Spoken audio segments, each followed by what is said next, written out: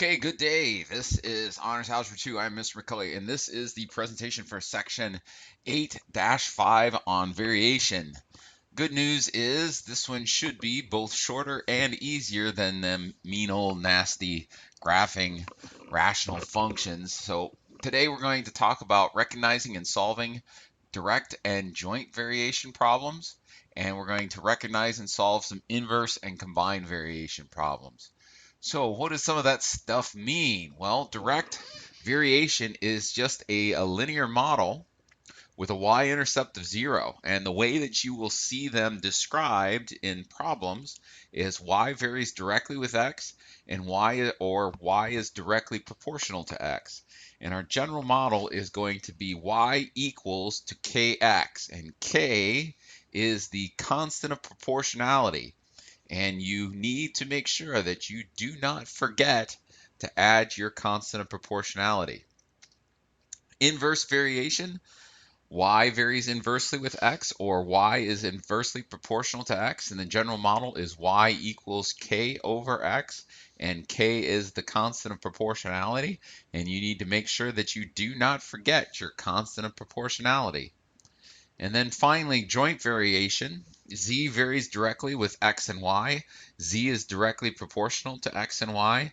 The general model is z equal to k times x times y, where k is the constant of proportionality, and you need to make sure that you do not forget your constant of proportionality.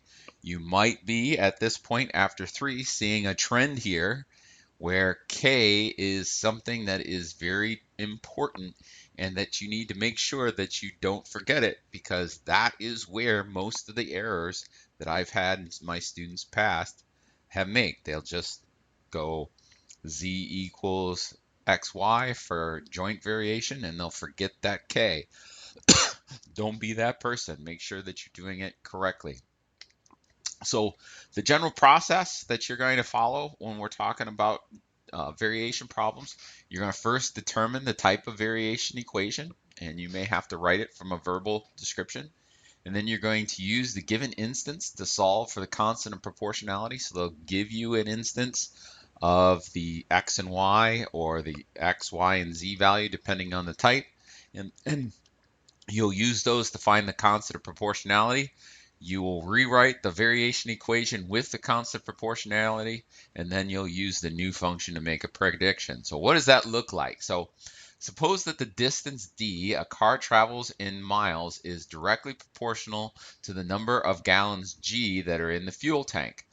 The car can travel 67 miles when there are 3 gallons of gas in the car.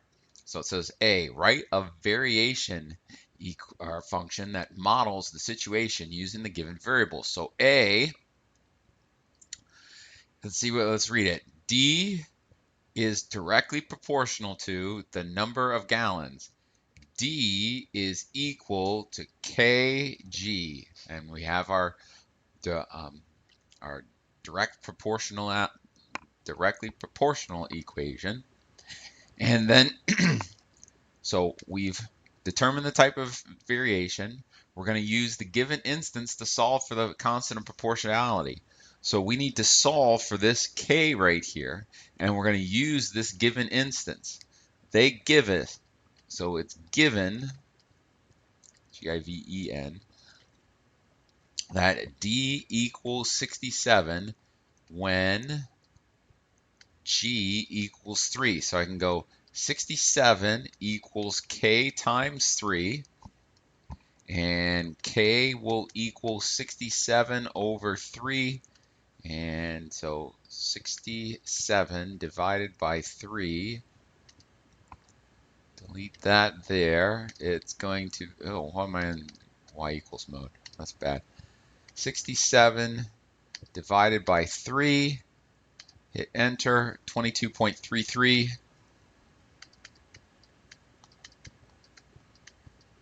And if you think about it, you can figure out what the units are.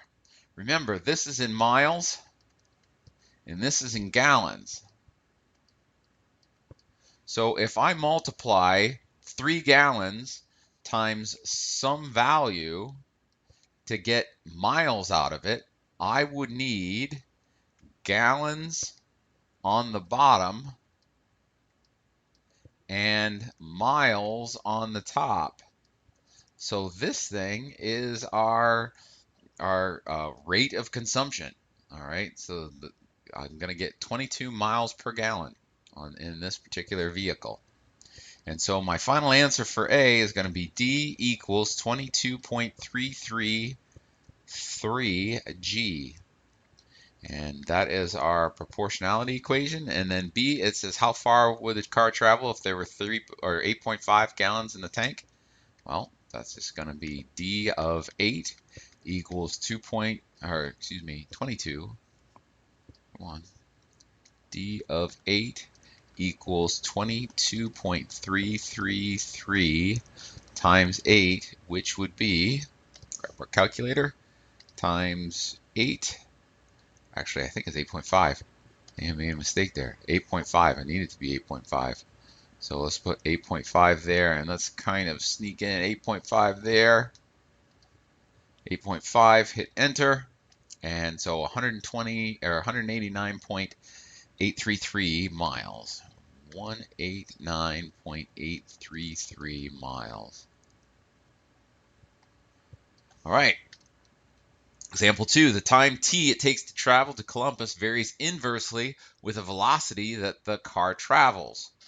It takes 1.5 hours to travel to Columbus if the car travels 60 miles per hour. Write a variation equation that models the situation. So part 1, we are going to say that the time varies inversely to the velocity that the car travels.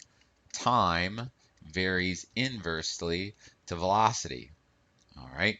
And then they say takes 1.5, so t equals 1.5 when v equals 60. So we'll plug in, we'll go 1.5 there, we'll put a k, we'll put a 60, and then we will multiply both sides by 60. So 1.5 times 60 is 1.5 of 60, which would be a 90. That is our k. All right. And so our final answer for part A is going to be t equals 90 over v. And we'll put a box around that. Part 2 says, how much time would it take to travel to Columbus if the car goes at 80 miles an hour? Well, t would be equal, well, let's do it the way I did in the last one. T of 80 would be equal to 90 over 80, which would be 9/8, and we'll just grab our calculator. So 9 divided by 8 would be 1.125 hours.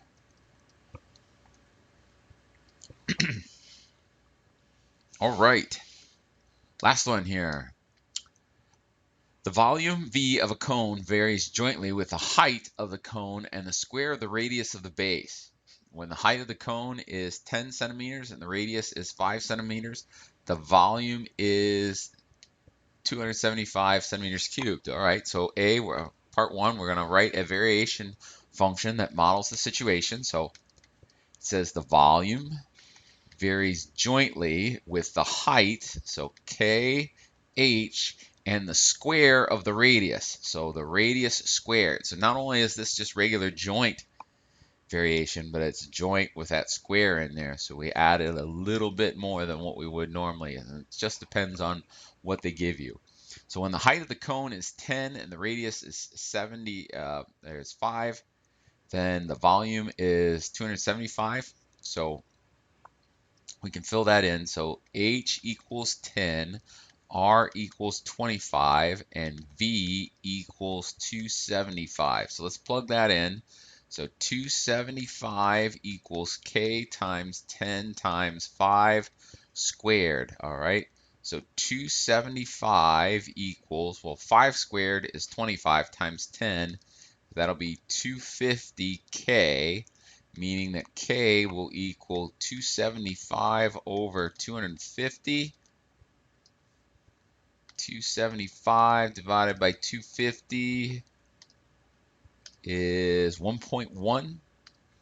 So 1.1. And our final answer for part A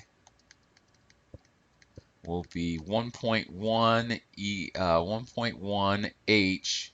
Let's Let's do a better job. So our final answer here will be V equals 1.1 HR squared. Now, that's not the actual equation for volume of a cone, but it works. I just made up the numbers. So 2, it says, what is the volume of the cone that has a radius of 15 centimeters and a height of 20 centimeters? Well, they want to know what the volume is, and we go 1.1. We know that the radius is 15 and the height is 20, so 20 goes there and 15 goes there. And order is going to be important on this one because we square the radius but not the height.